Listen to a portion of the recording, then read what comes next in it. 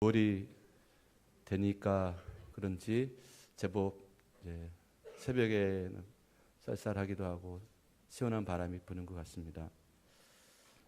지난 8월 달을 보내면서 폭염, 태풍, 또 오늘 뉴스를 보니까 아직도 이 폭우는 끝나지 않은 것 같습니다. 제주도 밑에 지방에 아직도 폭우가 많은 피해가 있다고 하는데요. 저는 직접적으로 간접적으로 이 폭염, 폭우, 태풍을 경험하면서 두 가지 두려움을 느꼈습니다. 현실적인 두려움을 느꼈고 또 하나는 믿음의 두려움들을 느꼈습니다. 이렇게 말씀은 다가오는 걸까?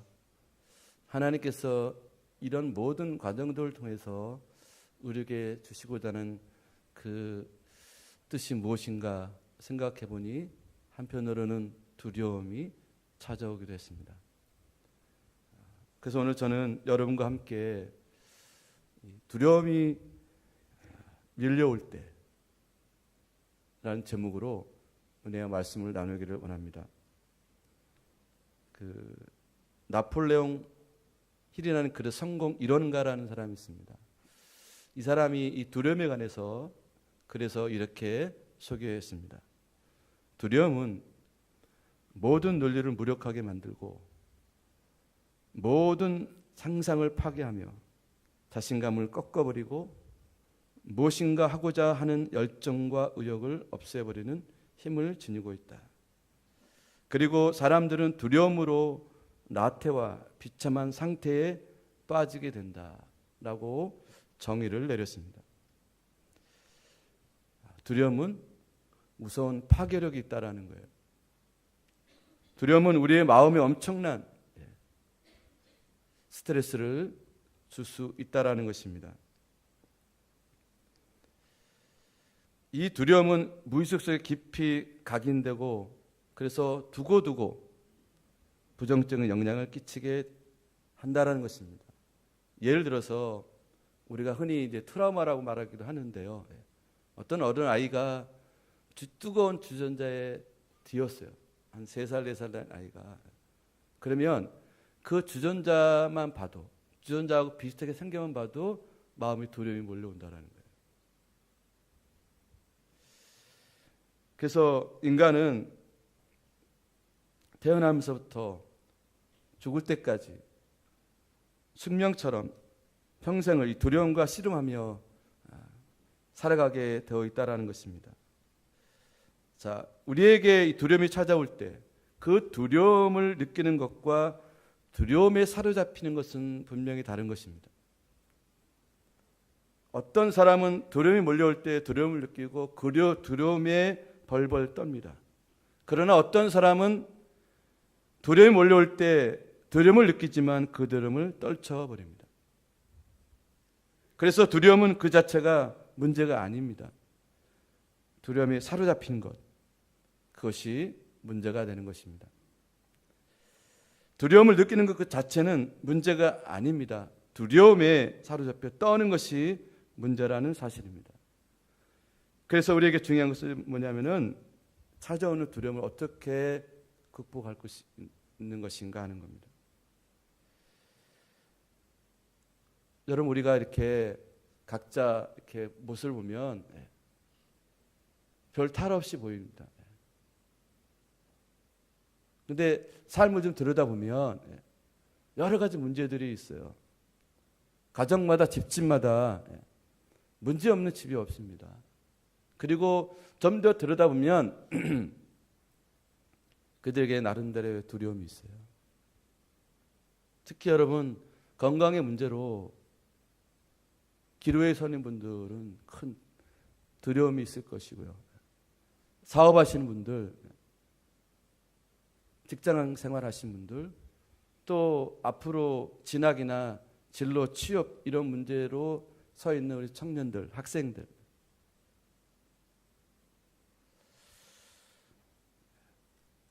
두려움이 없을 수 없다라고 생각합니다. 저 역시도 나름대로의 두려움들이 있어요. 저는 이 시대를 목회하는 목사로서, 한 성도로서 하나님 앞에 두려움이 있습니다. 여러분 잘 알듯이 교회가 세상의 빛이고 소금이 되지 못하고 있어요. 목회자들이 논란의 중심에 서 있고, 그런 악을 행하는 모습들이 다 그렇진 않지만, 자, 그런 상황들, 이 영적으로 퇴락해져가는 이 시대를 살아가는 목사로, 성도로서 저도 두려움이 있고 삶의 두려움이 있습니다. 이 두려움을 어떻게 극복할 것인가? 두려움이라는 것은 뭐냐면은 일반적으로 우리가 생각하면 두려움이란 무서워하는 감정입니다. 어떤 일 때문에, 어떤 사람 때문에, 어떤 것 때문에 느껴지는 그런 감정들입니다. 성경에 보면은 처음으로 두려움이란 말이 나오는 곳이 있습니다. 창세기 3장 10절에 보게 되면 이르되 내가 동산에서 하나님의 소리를 듣고 내가 벗었으므로 두려워하여 숨었나이다. 여러분 잘 아는 말씀일 거예요. 아담과 하와가 하나님의 말씀에 불순종해서 선악과를 먹고 동산 나무 사이에 숨었습니다. 그때 하나님께 부르시는 소리를 듣고 두려워했습니다. 두려움의 시작은 뭡니까, 여러분? 죄입니다. 죄로부터 두려움이 시작이 된 겁니다. 그 죄가 하나님과 인간 사이를 분리시키고, 그로 인해서 우리가 두려움을 느끼게 되는 것이 바로 두려움의 시작입니다. 원래 타락하기 전 아담과 하와는 에덴 동산에서 하나님과 함께 살았어요. 두려움의 두자도 몰랐습니다. 디귿자도 몰랐어요. 그러나 그들이 하나님께 죄를 지어 피해 숨게 되면서 두려움을 느끼기 시작한 겁니다. 이게 두려움의 근원이에요. 오늘날 우리가 느껴지는 두려움, 이 죄의 문제 아닐 수도 있겠지만은 시작은 이렇게 했다라는 겁니다.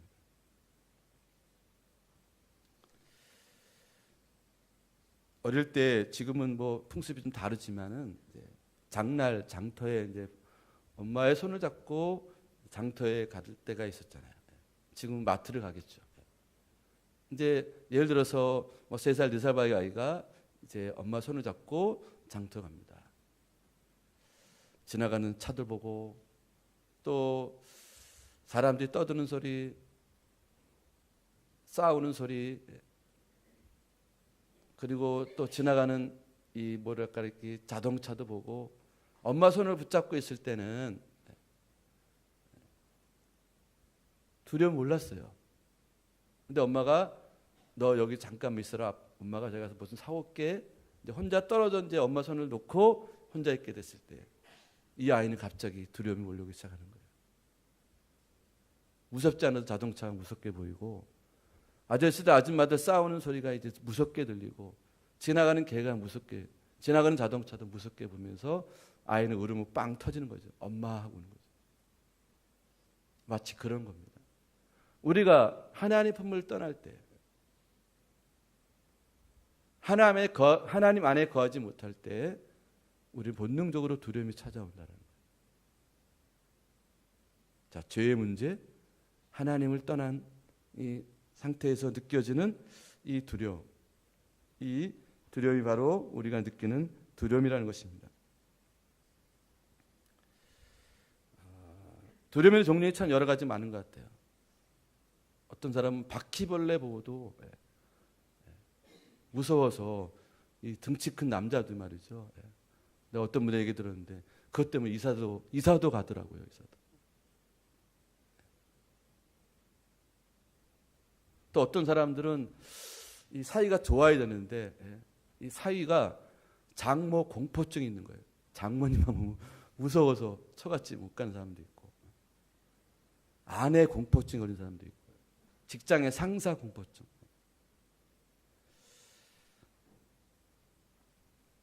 어떤 사람들은 고소공포증, 폐쇄공포증. 저도 치과 많이 다녔는데 치과만 가도 치가 떨리는 공포증 같은 게 있고요. 자, 여러분, 이 모든 현상들, 자, 원인과 이유들이 다 있을 겁니다. 자, 우리 인생은 이렇게 두려움을 느끼고 그런 여러 가지 공포에 시달리는 인생을 살 수밖에 없다는 것입니다. 그러다 보니까 우리가 마음의 평안을 잊어버리기 시작하는 거예요. 그러면서 자꾸 문제가 발생하기 시작합니다. 이것이 이제 내 감정 안에서 다른 모습으로 표현이 되면서 이제 여러 사람과 관계를 맺으면서 힘들어지고 어려워지게 돼요. 내가 힘드니까 다른 사람도 힘들게 만드는 그런 일들이 있게 되는 것 같습니다. 자, 우리가 이 두려움을 이기려면 어떻게 될까?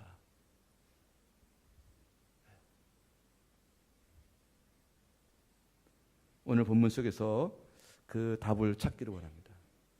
오늘 본문의 말씀은 바울이 이제 전도, 선교 여행을 하게 되는데요. 이 4차 전도 여행 때 일어났었던 그런 에피소드입니다. 배를 타고 그리데 해안 근처에 항해를 하다가 이제 유로굴라라는 큰 태풍을 만나게 된 거예요.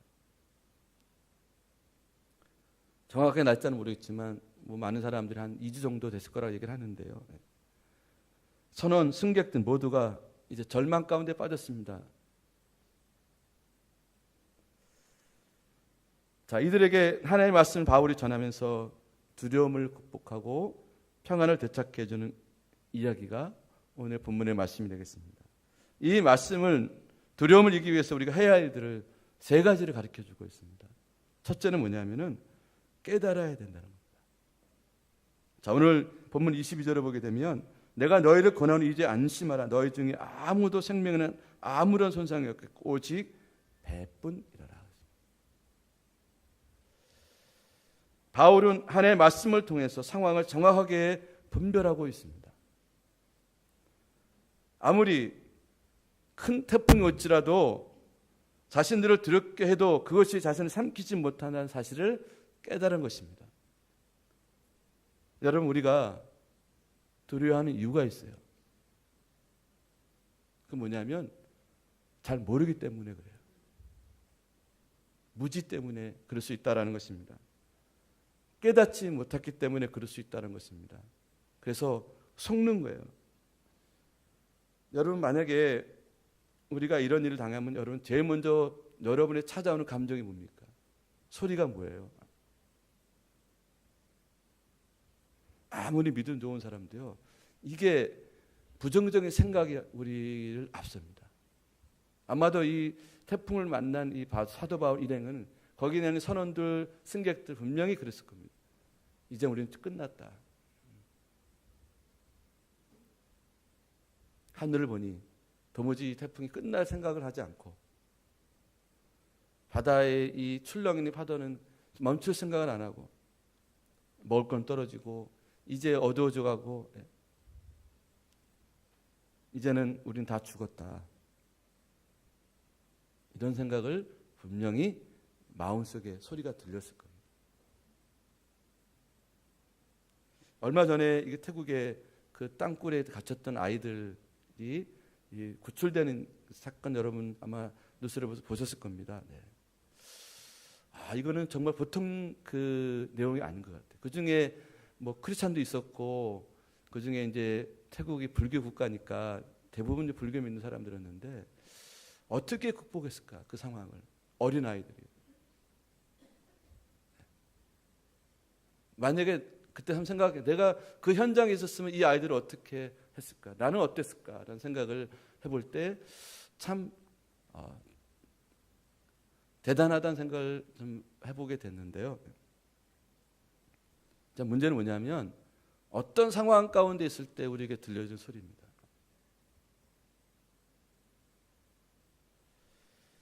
그것을 우리가 잘 분별하고 깨달을 수 있어야 한다는 거예요.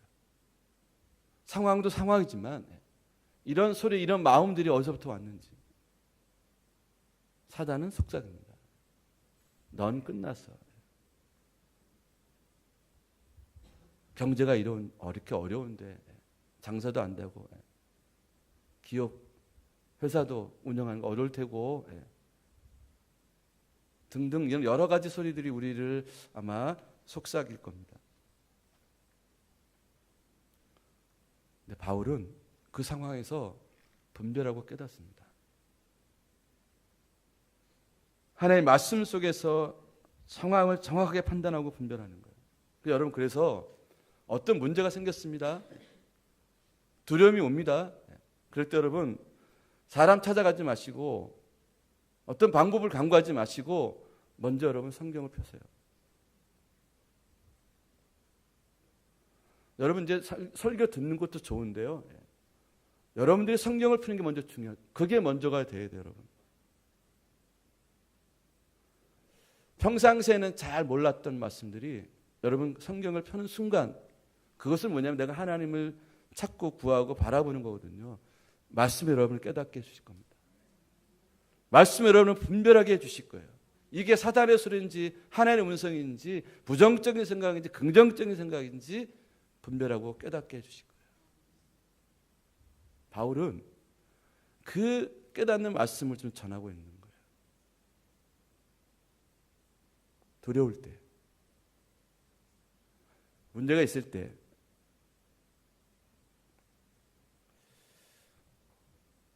여러분 이 하나님 주신 말씀으로 깨닫고 분별할 수 있기를 바라요. 제가 그 두려움이라는 단어를 영어로 이렇게 찾아보니까 화면 좀 보여.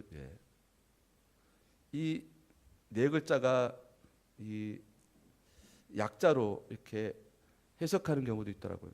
이 약자는 어떤 약자는 네 글자. 다시 앞에 FEAR 따서 False Evidence Appearing Real이라는 이 네 글자 단어를 해석해 보면 이런 겁니다. 실제처럼 보이는 거짓 증거예요. 정말 같은데 거짓말이라는 거예요. 그게 뭐예요? 두려움이라는 거예요.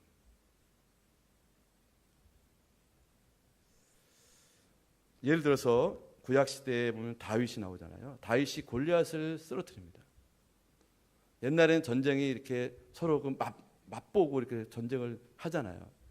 맨 앞에 이 거인 장대한 골리앗이 딱 붙고 서 있습니다.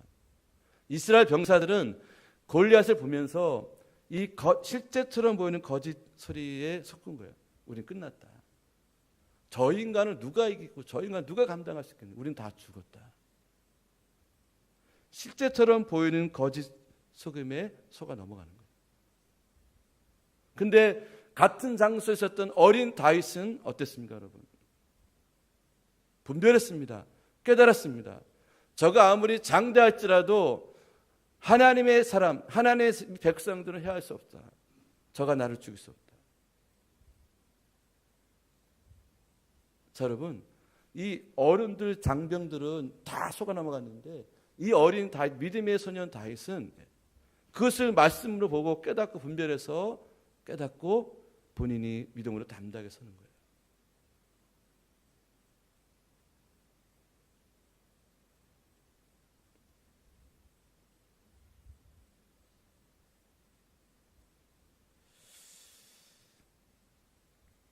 예수님께서 말씀하셨습니다. 마태복음 10장 29절 30절에 보면은 이 참새 이야기가 나오죠. 하나님 허락하지 아니하시면 그 하나도 땅에 떨어지지 않는데요. 너에게는 머리털까지 세신 바 되었나니 두려워하지 말라. 너는 그 많은 참새보다 귀하지 않느냐. 하찮은 참새도 하나님께 지키시고 보호하신다는 겁니다. 하물며 하나님의 자녀인 너희들을 하나님께 버려주시겠느냐. 그런 말씀을 주셨어요.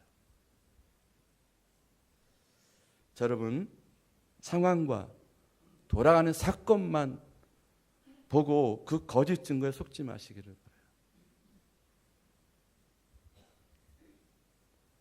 하나님께서 나를 눈동자처럼 지킨다는 사실을 우리가 믿고 나아가기 원합니다. 여러분, 그래서 여러분, 우리가 믿음의 말을 하는 게 참 중요해요. 똑같은 상황이 벌어졌는데 어떤 사람은 부정적입니다. 아이고 이래서 안 되고 저래서 안 되고 저 사람 때문에 안 되고. 여러분 이런 말 하지 마세요.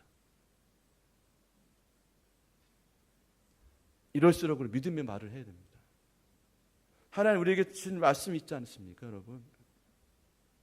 다 기억 못해도 우리가 성경에서 여러분 강조한 게 뭐예요?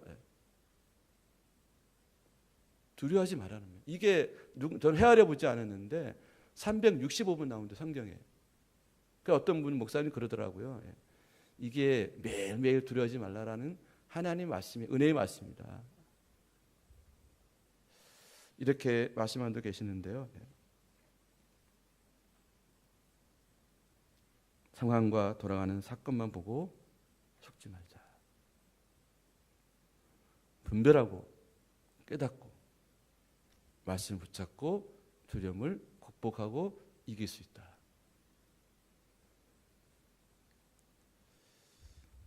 두 번째는 뭐냐면은 믿어야 한다라는 겁니다. 오늘 말씀 25절을 보게 되면 그러므로 여러분이 안심하라. 나는 내게 말씀하신 그대로 되리라고 하나님 믿노라.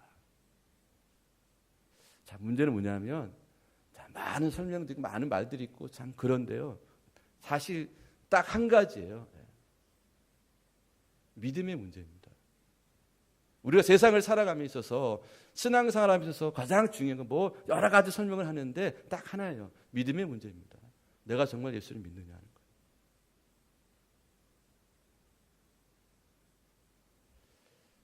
정말 여러분 우리가 걱정이 많잖아요. 자녀들. 세상살이 걱정이 많죠.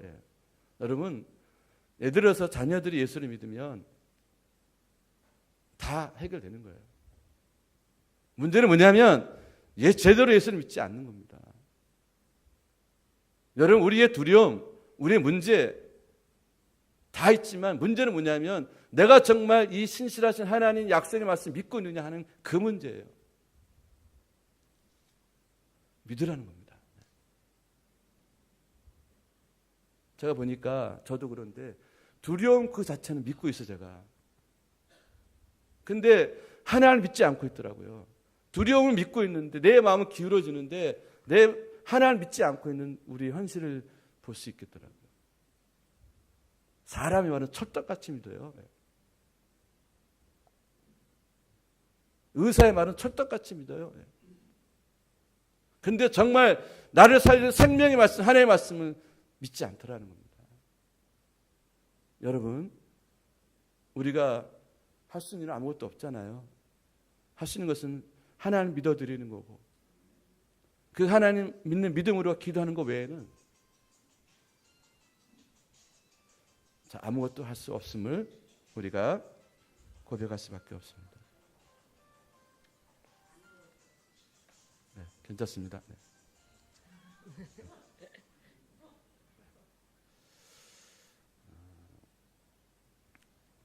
여호수아서 1장 9절을 보게 되면 하나님께서 여호수아에게 주신 말씀이 있습니다.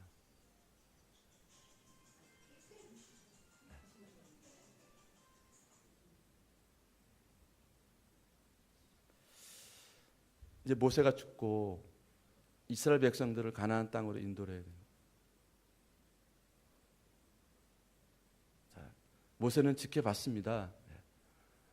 여호수아는 지켜봤어요. 모세가 얼마나 고생했는지. 이 백성들이 지질이 말 안 듣습니다. 그 엄청난 은혜를 경험하고도 뒤돌아서서 또 반역하고 하나님 모세를 대적하고. 그런데 모세는 없고 모세는 죽고 이 말 많고 탈 많은 이 백성들을 이끌어가야 되니 얼마나 두렵겠어요. 하나님 말씀하시면 뭐라고요? 강하고 담대하라. 놀라지만 내가 어디로 가든지 내 하나님 여호와께서 너와 함께 하십니다. 여러분 이 말씀 한 절에 여호수아는 그 모든 두려움을 떨쳐버리고 정말 이 말씀 하나 믿고 의지에 붙들고 이 말 많고 탈 많은 이 백성들 이끌고 땅을 이제 인도합니다.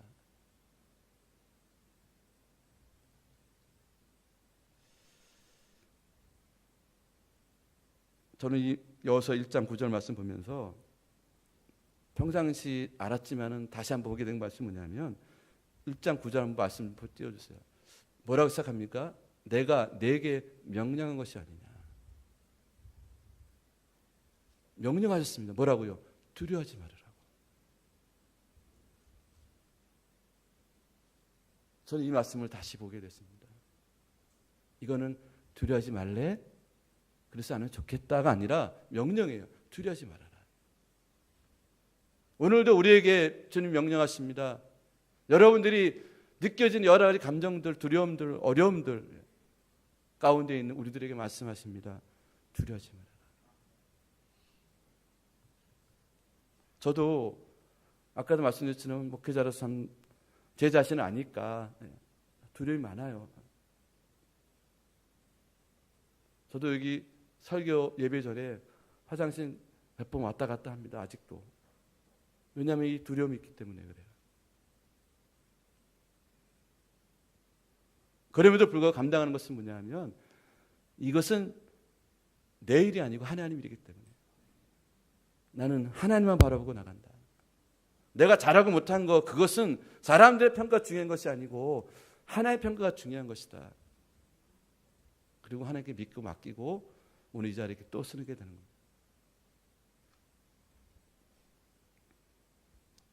그리고 이 말씀은 약속입니다. 우리 함께 하시겠다.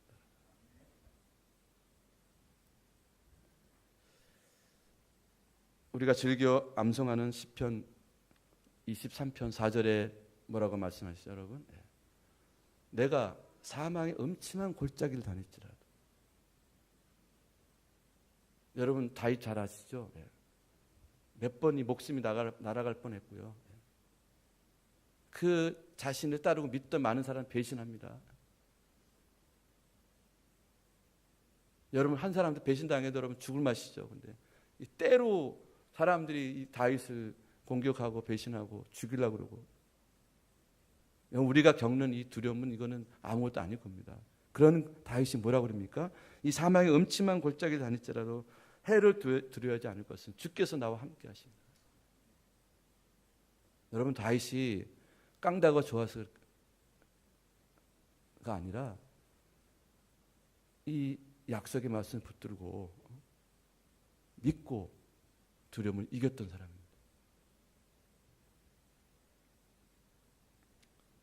함께 하신 주님을 믿음으로 우리가 겪고 있는 이 두려움을 떨쳐버리시는 여러분 되시기를 주의 이름으로 축원합니다. 세 번째로 뭐냐면 용기 있게 행동하라는 겁니다. 오늘 본문 26절을 보게 되면 이렇게 마지막합니다. 그런즉 우리가 반드시 이 배가 출렁출렁 되고 있는데 반드시 섬에 걸리리라. 어느 섬인지 모르겠지만 분명히 하나님이 섬에 거치게 해주실 거다. 이런 그 고백을 하고 있는데요. 백성 여기 그 선원들에게 사람들에게 바울은 그 용기를 북돋고 있는 거예요. 사실 우리가 이런 삶의 현장에 느껴지는 어려움 가운데 있을 때 보면 위축이 되거든요. 약해지거든요. 그렇게 자신 있던 사람도 여러분 만약에 여러분들이 건강하게 자신 있던 사람이 어느 날 건강검진 받은 내가 암 3기래 4기래요. 안 넘어질 사람 없을 겁니다. 여러분 그렇게 사랑하는 가족이 예를 들어서 갑자기 어려움을 당했습니다. 안 무너질 수 없을 거예요. 저는 오늘 26절 말씀 보면서 바울이 정말 중요한 얘기를 했는데 뭐냐면요.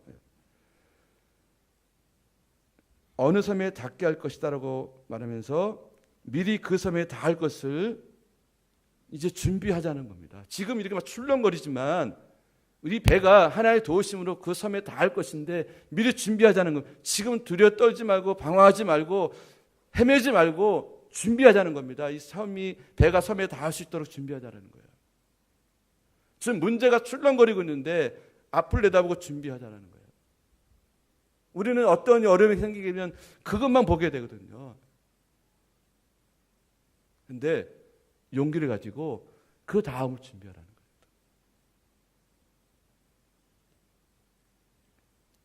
우리 교우들은 제가 저를 통해서 하나님 행하신 일들을 몇 번 나눴기 때문에 뭐 잘 아실 텐데, 알지만 다시 한번 제가 용기란 단어 때문에 말씀을 드리고 하나님께서 행하신 일들을 나누기를 원합니다. 자, 그건 뭐냐면 한 3년 전에 제가 이 목소리가 이렇게 잘 나오질 않아서 한 주일 지나면 3, 4일은 목이 가는 거예요. 회복이 안 돼요. 저는 목소리를 이 복식호흡을 하고 배에서 나오는 이렇게 소리를 내고 발성을 해야 되고 그래야 되는데, 이 목으로 막 기도하고 찬양하니까 목이 가는 거예요. 그래서 이제 서울대병원에 가서 이제 그 진찰을 해보니까 이 성대 혹이 2개가 있는 거예요. 큰 거 하나, 옆에 작은 거 하나. 이걸 수술하십시오. 수술을 하면은 한 달 동안 말하면 안 되고, 그 다음 한 달 동안은 말을 할 수 있지만 말을 많이 안 하는 게 좋다. 그러니까 결과적으로 2달 동안 말을 못 하게 된다.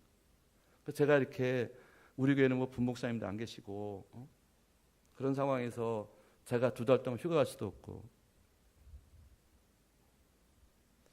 참 안담했어요. 네. 그 앞에 제가 이제 그 당뇨도 지금 정상으로 왔지만 약 안 먹고 그런 경험이 있었잖아요. 그때를 기억하고 용기를 냈어요. 하나님, 제가 좀 무식하지만 하나님 있는 믿음으로 이번에도 당뇨도 낫게 해주셨는데, 자, 이번에도 하나님 믿고 나아갑니다. 그래서 열심히 이제 가글을 하라고 하더라고요. 목 마사지 좀 하고 복식호흡 하도록 이제 연습을 좀 하고 그러면 해야 한다고 그래서 제가 열심히 나름대로 했죠. 그리고 나서 이제 세종시의 이비인후과 가서 한번 검사를 해봤어요. 사진을 찍어봤어요. 그랬더니 그 큰 혹은 없어지고요. 작은만 혹이 아주 조그맣게 있는데, 이 정도는 괜찮아요. 수술 안 해도 됩니다. 제가 앞에 그 당뇨를 치료해준 하나님을 믿고 용기를 낸 거예요. 여러분 똑같이 하라는 소리가 아니라 상황이 다 다르니까. 제가 드린 말씀은 뭐냐면 하나님이 저에게 용기를 주신 거예요. 문제, 이 두려움에 사로잡히지 말고 일어나라는 겁니다. 두려워하지 말라는 거예요. 내가 너와 함께 하겠다는 겁니다. 하나님 지켜주시고 치료하신 하나님 아니냐라고 말씀해 주고 다시 용기를 주셨어요.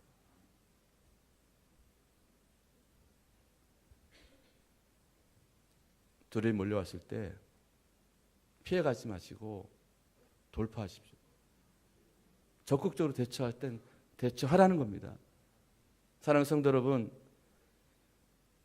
여러분이 겪고 있는 직업의 두려움은 무엇입니까? 아마도 이 사람이 겪는 두려움 중에서 현실적으로, 개인적으로 아마 이 건강의 문제가 가장 타격이 클 거예요.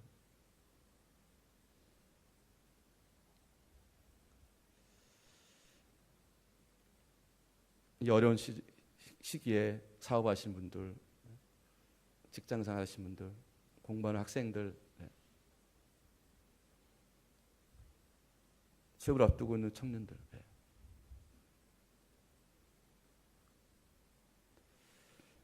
공포, 두려움의 종류가 갈수록 많아진다 그러는데, 저는 오늘 이 말씀을 통해서 우리가 두려움을 극복할 수 있기를 원해요.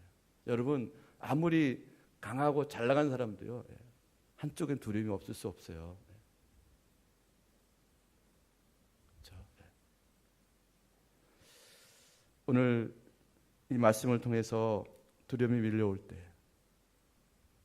여러분 하나님의 말씀을 붙들고 분별하고 깨닫고 그리고 믿고 그리고 용기를 내서 하나님 믿고 용기를 내서 이 적극적으로 대처함으로 두려움을 떨치고 오히려 다음을 준비할 수 있는 그런 저와 여러분 되기 바랍니다. 하나님께서 여러분과 함께 하십니다. 하나님께서 우리와 함께 하십니다. 그런 은혜가 여러분 가운데 충만하시기를 주의 이름으로 간절히 축원합니다. 네, 기도하겠습니다.